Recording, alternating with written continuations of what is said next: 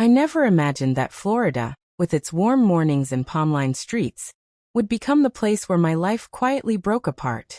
People think betrayal always arrives loudly, with shouting and slammed doors. For me, it came softly, disguised as normal days, polite smiles and long silences. My name doesn't matter as much as what I lived through. Because if you've ever felt invisible in your own home, you'll recognize yourself in my story. When I first moved to Florida, I believed it was a fresh chapter. Sunshine has a way of convincing you that things will grow if you just give them time. I told myself that marriages survive rough patches, that families drift but always find their way back, and that loyalty, if given patiently, is eventually returned. I clung to those beliefs like anchors, even when the tide was already pulling me away from everything I thought was solid. From the outside, my life looked calm. A modest house, quiet neighbors, a routine that never raised questions. Inside, though, something was missing. Conversations felt shallow, like rehearsed lines instead of real connection. I noticed how decisions were made without me, how my opinions were acknowledged with nods but never acted on. It was subtle enough that I doubted myself. Was I being sensitive? Was this just what long relationships turned into over time? Florida evenings are slow and heavy. I would sit by the window as the sky turned orange and pink, listening to the distant hum of traffic, wondering when I became background noise in my own life. I remembered who I used to be, someone with dreams, opinions, energy. Somewhere along the way, I had become convenient, dependable, and easily ignored. No one pushed me aside openly. They simply stepped forward while I faded. The first real crack appeared during what should have been an ordinary moment. A casual comment, spoken without thought, revealed more than anyone intended. It wasn't cruel on the surface, but it carried an assumption. That my role was fixed, small, and unchanging. That I would always adjust, always stay quiet, always be there without needing anything in return. I smiled in that moment, but something inside me went cold. I started paying attention after that. The way plans were made without asking me. The way my presence was expected, but my absence barely noticed. The way I was talked about rather than talked to. Florida taught me patience, but it also taught me awareness. Once you see the pattern, you can't unsee it. At night, lying awake under the slow whir of the ceiling fan, I asked myself questions I had avoided for years. When did love turn into obligation? When did respect turn into tolerance? And most painfully, why had I accepted so little for so long? I realized that I had spent years protecting everyone else's comfort while quietly erasing my own needs. What hurt most wasn't anger or shouting. It was the certainty that if I disappeared emotionally, it would take a long time before anyone noticed. That realization doesn't scream. It settles into your chest and stays there. Florida, with all its brightness, became the place where I finally saw the truth clearly. This wasn't the end of my story, not even close. It was the moment before change, the deep breath before action. I didn't know yet what I would do or how far I would go, but something had shifted. I stopped blaming myself. I stopped explaining away disrespect. And for the first time in years, I began to listen to the quiet voice inside me that said, "You deserve more than this." What comes next isn't about revenge or drama. It's about awakening. And once that happens, there's no going back. After that quiet realization, my days in Florida began to feel different, as if the air itself had changed. Nothing outward shifted right away. The same routines, the same faces, the same polite exchanges. But internally, I was no longer asleep. I started noticing how often I was expected to accommodate everyone else's schedule, while my own needs were postponed indefinitely. It wasn't demanded outright, it was assumed. That assumption was the most painful part, because it meant my silence had taught them who I was allowed to be. I tested the waters gently at first. I voiced a small preference, suggested a change, expressed an opinion without softening it. The reactions were telling. Surprise, mild irritation, confusion, as if I had broken an unspoken rule. No one yelled. No one argued. Instead, the room grew awkward, and the conversation quickly shifted away, as though my words had been inconvenient clutter. That was when I understood that my role had never been partner or equal. I had been stability, background, support. Florida has a way of slowing time, and in that slow rhythm, memories surfaced. I thought about how much I had given over the years, emotional labor, patience, forgiveness, loyalty, all offered freely, without keeping score. I believed that love meant endurance, that strength meant staying quiet when things felt unfair. But endurance without reciprocity is not strength, it's self-erasure. That truth settled heavily as I began replaying moments I had once dismissed as insignificant. I remembered holidays where my effort went unnoticed, decisions made in whispers, jokes made at my expense that everyone laughed at while I smiled along. At the time, I told myself it didn't matter. Now I saw it clearly. It all mattered. Each small dismissal stacked into a structure where I stood at the bottom, holding everything up, while being seen as replaceable. What shocked me most was how lonely awareness can be. Once you see the truth, you can't unsee it, but you also can't immediately act. I wasn't ready yet to confront anyone or make bold moves. Instead, I observed. I listened more than I spoke. I learned how people behaved when they believed I wasn't paying attention. And in those unguarded moments, I learned exactly where I stood. I started reclaiming small pieces of myself. Long walks along Florida sidewalks in the early morning heat. Sitting by the water with my thoughts instead of distractions.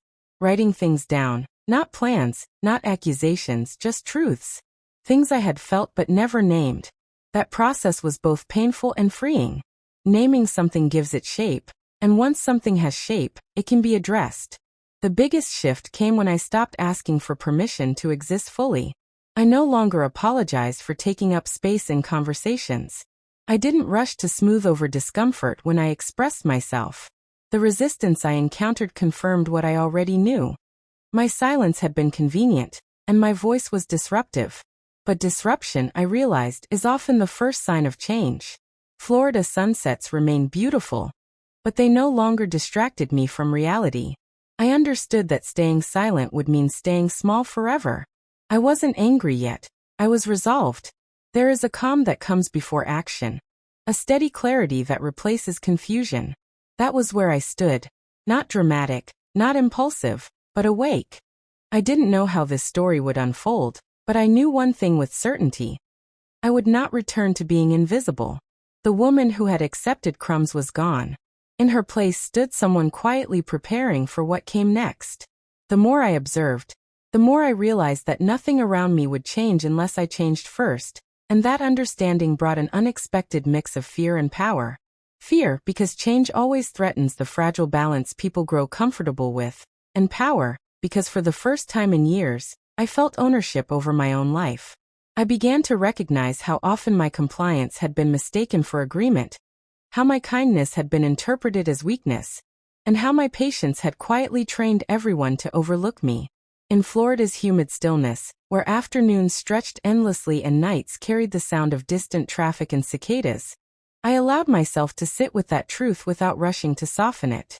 I stopped justifying other people's behavior in my head. I stopped explaining their intentions for them. Instead, I looked at outcomes. Who benefited? Who carried the emotional weight? Who adjusted and who never had to? The answers were no longer uncomfortable guesses. They were painfully obvious facts.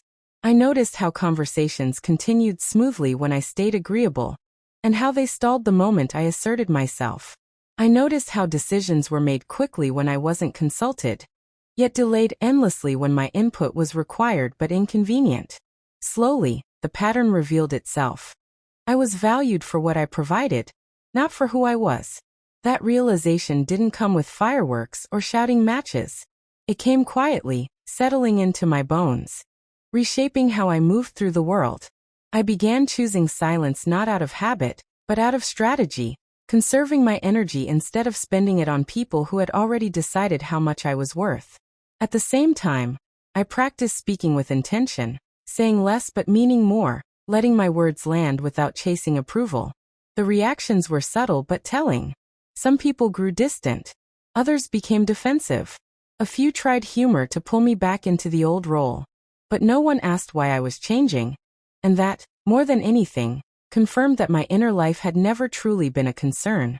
I felt grief for the years I had poured myself into relationships that thrived on my self-neglect, Grief for the woman I had been when I believed love meant shrinking. Yet alongside that grief was a growing sense of clarity. I wasn't cruel. I wasn't bitter. I was simply done abandoning myself to keep others comfortable. Florida's sun kept rising, the world kept moving, and I realized how little chaos my inner awakening caused outside of me. Life didn't fall apart when I stopped bending. The sky didn't crack. What changed was internal. I felt steadier, quieter, more grounded. I began imagining a future that wasn't built around reacting to others, but responding to myself. I didn't announce my intentions or make dramatic declarations. I let my consistency speak for me. I declined things without excuses. I set boundaries without explanations. I allowed silence to exist without rushing to fill it. And in that silence, something remarkable happened. I felt respect for myself returning, slowly but surely. I understood then that this phase wasn't about revenge or confrontation. It was about preparation, about strengthening my sense of self before the inevitable pushback arrived. Because change, real change, always invites resistance. And when that resistance came, I wanted to meet it not with anger, but with certainty. I could feel that something larger was approaching. A moment when observation would no longer be enough, when I would have to choose between staying safe and standing firm. I didn't know exactly when that moment would arrive, but I knew it would. And for the first time, instead of dreading it, I felt ready. The moment I stopped over-explaining myself, the atmosphere around me subtly shifted, like the air before a storm that no one openly acknowledges, but everyone feels. People who once leaned on my availability began testing my boundaries, not aggressively at first, but through small, calculated moments meant to see if I would fold the way I always had. A delayed reply here. A passive comment there. A sudden assumption that I would rearrange my plans without being asked. In the past, I would have corrected these moments gently, apologetically, already preparing excuses on their behalf. This time I did nothing. I let the silence stretch. I let the discomfort exist. And that discomfort spoke louder than any argument ever could. I noticed how quickly warmth turned into impatience when my compliance was no longer guaranteed. How concern turned into criticism when I didn't rush to reassure. It was unsettling, yes, but also clarifying. I wasn't imagining things anymore. I was witnessing them. In Florida's bright, almost deceptive sunlight, I could see how easy it had been for others to mistake my emotional labor for obligation. I began recalling moments from years ago that suddenly made sense. The holidays where my needs were postponed indefinitely, the decisions that were framed as best for everyone, but somehow always cost me the most, the praise I received only when I made myself smaller. These memories didn't overwhelm me. They organized themselves, lining up like evidence in a case I had finally decided to hear. And as that internal clarity grew, so did the external tension. Conversations felt shorter. Invitations became conditional. I sensed that my quiet shift was being noticed, discussed even, though never directly addressed. It was as if my refusal to play the old role had unsettled a system that depended on my predictability. I wasn't angry about it. I was curious. Curious how fragile relationships can become when they're built on one person always giving more. There were moments when doubt crept in. Late at night, when the house was still and my thoughts grew louder. I asked myself if I was being too rigid, too distant, too cold. But then I remembered how warmth had never protected me. How flexibility had never earned me lasting respect. What I was doing now wasn't cruelty, it was correction. And correction always feels harsh to those who benefited from the imbalance.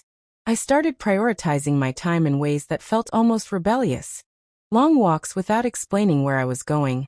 Mornings spent alone with my thoughts instead of managing everyone else's emotions. Afternoons where I allowed myself rest without guilt. Each small choice strengthened something inside me. I wasn't performing strength. I was building it. And with that strength came an awareness that a confrontation, subtle or direct, was inevitable. You don't change the rules of a dynamic without someone trying to enforce the old ones. I could feel the pressure building, not as fear, but as anticipation. I wasn't rehearsing speeches or planning dramatic exits. I was simply preparing to stand still when pushed, to remain calm when misunderstood, to choose self-respect even if it cost me approval. Florida's evenings grew quieter as winter approached, and with that quiet came resolve. I realized that the most powerful shift wasn't visible from the outside. It was internal. The certainty that I no longer needed permission to exist fully. Whatever was coming next, whether it was confrontation, distance, or truth finally spoken out loud, I knew one thing with absolute clarity. I would not go back to who I was before. That chapter had closed, gently but firmly, and the next one, whatever it demanded of me, would be written on my terms. The confrontation didn't arrive with raised voices or slammed doors the way I once imagined it would.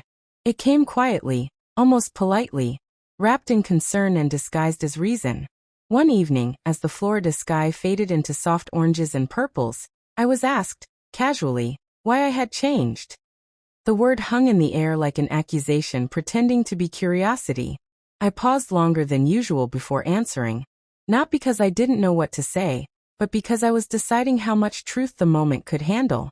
I realized then how often people ask questions not to understand, but to steer you back into a version of yourself that made them comfortable. When I didn't immediately reassure or explain myself away, the tone shifted. Concern sharpened. Suggestions followed. Gentle reminders of how things used to work. It was fascinating to watch how quickly my calm was interpreted as defiance. I wasn't angry. I wasn't defensive. I was simply unmoved. And that unsettled them more than any argument ever could. They spoke about family, about tradition, about expectations. Each word carefully chosen to sound reasonable, while quietly demanding compliance. I listened without interrupting, noticing how familiar this pattern was. How often I had been guided into agreement by the weight of obligation rather than genuine choice. This time, when it was my turn to speak, I didn't justify myself. I didn't list sacrifices or remind anyone of my past patience. I said something simple, something honest, that I was no longer willing to live in ways that required me to disappear. The silence that followed was heavy, almost disbelieving. It was as if they were waiting for me to soften it, to laugh it off, to add a. But of course at the end, I didn't. And in that stillness I felt the full weight of what I was risking. And what I was finally protecting. The reaction wasn't explosive. It was colder than that. Subtle withdrawal. Tight smiles. A sudden sense that I had crossed an invisible line no one had warned me about. But everyone expected me to respect. Old narratives resurfaced. About gratitude, about loyalty, about how much had been done for me. I recognized them instantly. They were the same stories that had kept me quiet for years. But they didn't land the way they used to. Instead of guilt, I felt clarity. Instead of fear, a quiet steadiness. I understood then that some relationships don't break loudly. They erode quietly when you stop carrying their weight alone. That night, after everyone had gone to bed, I sat by the window listening to the hum of Florida insects and distant traffic, reflecting on how strange it felt to finally choose myself without applause. There was no dramatic victory, no moment of triumph, just a deep, unfamiliar peace mixed with sadness. Because growth always costs something. Sometimes it costs the illusion that love will always meet you halfway. In the days that followed, the distance became more obvious. Messages slowed. Invitations felt obligatory rather than warm. I wasn't surprised. I had anticipated this part. What I hadn't expected was how little it hurt compared to the years I had spent shrinking. I wasn't lonely. I was spacious. I filled my time with things that didn't ask me to perform, morning walks, long books, conversations that didn't leave me drained. And in that space, I began to see how much of my life had been shaped by fear of being misunderstood. Now being misunderstood felt like a small price to pay for being honest. I knew this wasn't the end of the story. Something bigger was approaching. A moment where intentions would be revealed without politeness, where the balance would tip one way or another. But for the first time, I wasn't bracing myself. I was ready. Not to fight. Not to prove anything. Just to stand where I was, and let the truth do the rest. What finally forced everything into the open wasn't anger or confrontation, but a moment of careless honesty from someone who assumed I was still unaware, still harmless, still willing to accept whatever version of the truth they handed me. It happened on an ordinary afternoon. The kind Florida is full of, sunlight pouring through the windows, the air thick with heat and familiarity, when I overheard a conversation that was never meant for me. My name was spoken lightly, almost dismissively, followed by a laugh that carried no warmth at all. They talked about decisions already made, plans discussed in rooms I was never invited into, arrangements that affected my life but did not include my voice. For a few seconds I stood frozen, not from shock but from recognition. This was the confirmation I had been quietly gathering for months. Nothing I had felt was imagined. Nothing I had sensed was exaggerated. The exclusion was intentional. And somehow, that clarity was a relief. I didn't interrupt them. I didn't storm into the room demanding explanations. I stepped away slowly, my heart steady in a way that surprised me. Later that evening, when I was asked casually if everything was okay, I answered honestly for the first time in years. I said I knew. I didn't specify what. I didn't need to. The change in their faces told me everything. There was scrambling then, half-truths reframed intentions, reassurance delivered too late and with the wrong urgency. I watched as the story shifted in real time, facts softened, motives revised, responsibility blurred. It was almost impressive how quickly certainty turned into confusion once the person being discussed refused to remain silent. They expected questions. They expected tears. They expected negotiation. What they didn't expect was my calm. I told them I wasn't interested in explanations that arrived only after discovery. I wasn't angry, I said, and that seemed to confuse them even more. Anger, at least, is familiar. It invites defense. It keeps power in motion. Calm, on the other hand, leaves no room to maneuver. I explained that I had spent enough years adjusting myself to fit other people's comfort, and I was done doing that quietly. I wasn't asking for permission. I was stating a boundary. The room felt smaller after that, like the walls themselves were listening. Someone tried to appeal to my sense of family, to remind me of how much history we shared, how much disruption honesty could cause. I listened, nodding slowly, and then said something that surprised even me. That preserving peace at the cost of self-respect is not peace at all. It's postponement. The silence that followed wasn't thoughtful. It was unsettled. They were recalculating. I could see it. Suddenly, the roles felt reversed. I wasn't the one being evaluated anymore. They were. In the days that followed, I noticed subtle shifts. A careful politeness replaced familiarity. Conversations became guarded. I was no longer included by default, but consulted cautiously, as if my presence had acquired weight. And for the first time, I understood how power actually moves. Not through volume or control, but through the willingness to walk away without begging to be understood. I began organizing my life quietly, not out of spite but out of necessity. Documents reviewed. Plans adjusted. Conversations had with professionals who spoke plainly and listened without agenda. Each step grounded me further. I wasn't running from anyone. I was moving toward myself. One evening, sitting alone as rain tapped against the windows, I felt a wave of grief, not for what was happening, but for how long it had taken me to arrive here. I mourned the version of me who thought endurance was the same as love, who believed patience would eventually be rewarded, who confused loyalty with silence.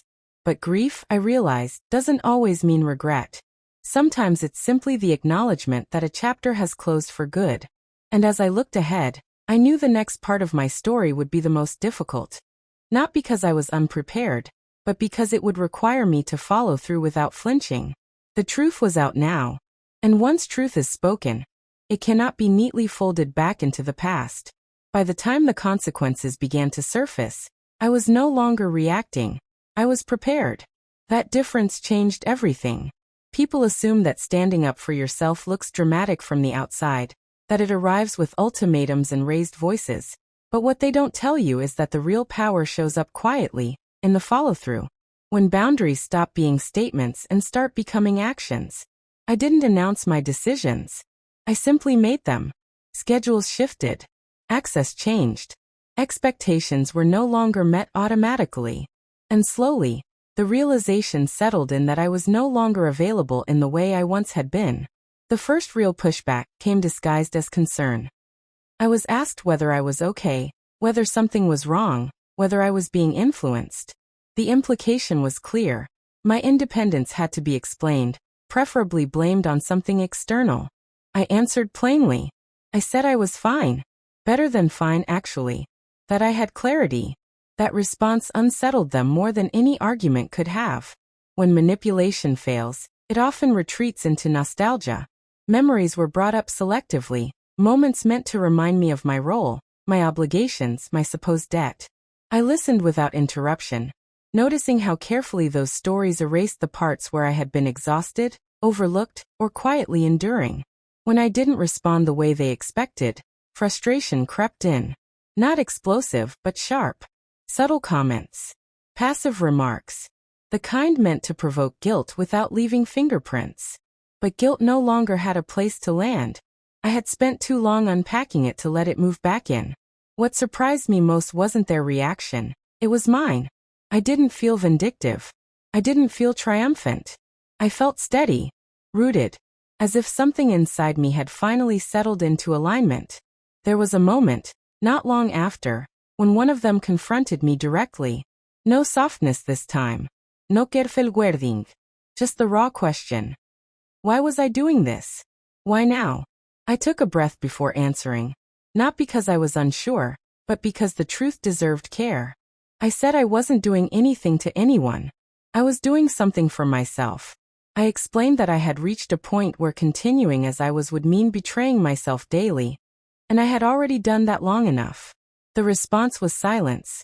Real silence, not the kind filled with tension, but the kind that follows when there's nothing left to argue against. That was the moment I knew things would never return to how they were. And I didn't want them to. In the weeks that followed, life became quieter in unexpected ways. Fewer messages.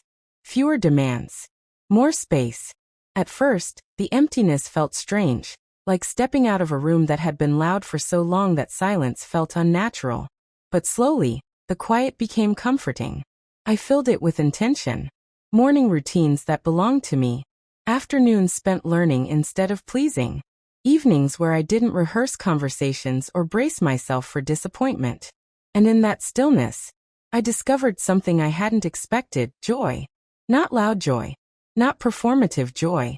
But a calm, grounded contentment that didn't require permission or validation. I began to understand that independence isn't about isolation. It's about choice.